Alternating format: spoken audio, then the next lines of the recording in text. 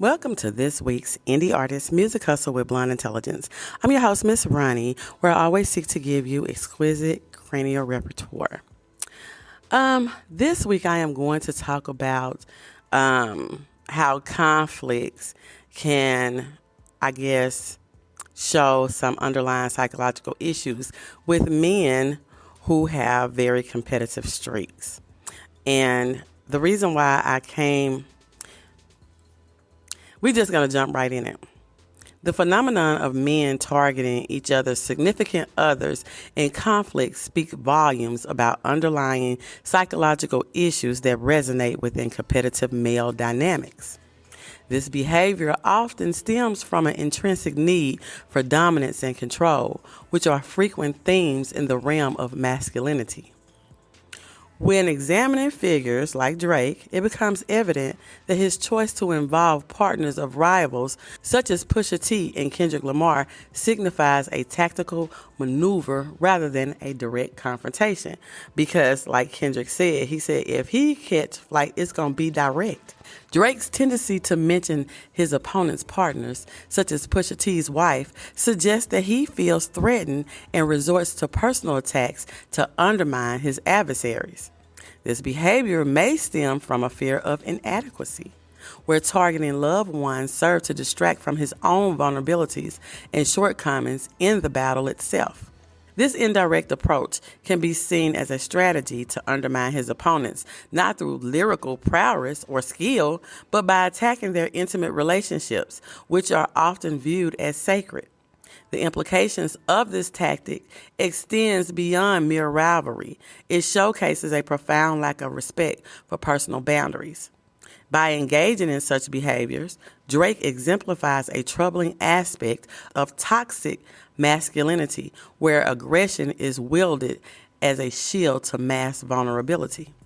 In this light, it becomes crucial to examine the psychological implications of these actions, because people keep telling Drake over and over again, hey, Drake, these hoe moves, these bitch moves, you doing some hoe ass shit. The act of targeting a rival's partner not only reveals insecurities within the aggressor, but it also perpetuates a cycle of disrespect and aggression that affects all parties involved. And Drake has done that over and over again, being disrespectful, not to it's to the men, but basically you giving all the aggression to the woman. This dynamic reflects a broader societal issue where the male identity is often constructed through domination and control, leading to detrimental outcomes in personal relationships. And that may be one of the reasons why Drake really doesn't have like a long-standing relationship with a significant other. Bringing significant others into the conflict can indicate a lack of emotional intelligence. Instead of addressing the core issues at hand, such as the lyrical content or personal grievances, Drake deflects by attacking family, which can be seen as an immature coping mechanism. It reflects an inability to engage in healthy competition and can lead to real-life consequences for those involved, such as the shooting at the OVO headquarters or whatever it's called. Kendrick Lamar's critique of Drake in Meet the Grams highlights the manipulation of family dynamics as a means of warfare, suggesting a moral failing in targeting innocent parties. Then Drake took another turn where he brought LeBron James's wife, into the mix. Now, he has a problem with LeBron because LeBron was at the pop out. LeBron really didn't, I would say, speak up for him and act like that he liked what was going on. Now, that's just my perception of it. But Drake's decision to allude to alleged infidelity in his music serves multiple strategic purposes. Firstly, It acts as a diversion from his own personal conflicts, allowing him to shift the narrative away from his own shortcomings.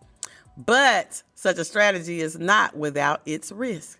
By alluding to infidelity, Drake opens himself up to significant public backlash and media scrutiny, which could further damage his reputation. And I think that it is, because that was like so uncalled for you to use that analogy, because really what you want to do is air LeBron out, but you're doing it in a whole way. In similar, DJ Akademik's public confrontation with LeBron James on behalf of Drake exemplifies the complexities of loyalty within the entertainment industry. While his intentions may stem from a desire to support Drake, Akademik's risks alienating a broader audience by involving himself in a conflict with one of basketball's most respected figures. As noted by Khan in 2023, this can attract criticism and undermine his credibility, which we see already in fan reactions. Because I know that it was two other rappers from LA. I cannot remember what their name is. Forgive me about the names. But they was trying to explain to DJ Akademik that he overstepped his boundary. And some of the things that he's saying, especially about the fires and everything, is rubbing people the wrong way. And I don't think that DJ Akademik's got it, but what they're really telling him is you better tread lightly when coming to LA. That's what I got out of it. And then for Snoop Dogg to even have to say anything to you. Now, to me, I feel like Snoop Dogg is way above DJ Akademik. And for him to feel like that he needs to personally say something to you, that's a problem. While Drake's lyrical choices may serve to elevate his status, they also pose substantial risks that could backfire in the long run. Ultimately, both Drake and DJ Akademik must weigh the benefits of their actions against the potential fallout, illustrating the high stakes of the entertainment industry.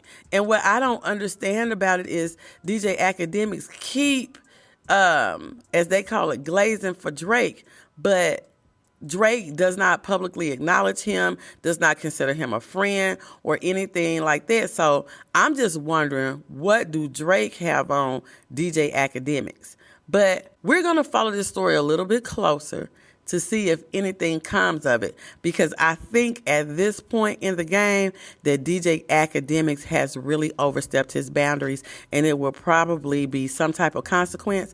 I don't know what type, but I don't know if it's going to be from the media? Is it going to be from the fans? Is it going to be from the community, from the culture, or what? But I am going to watch this closely.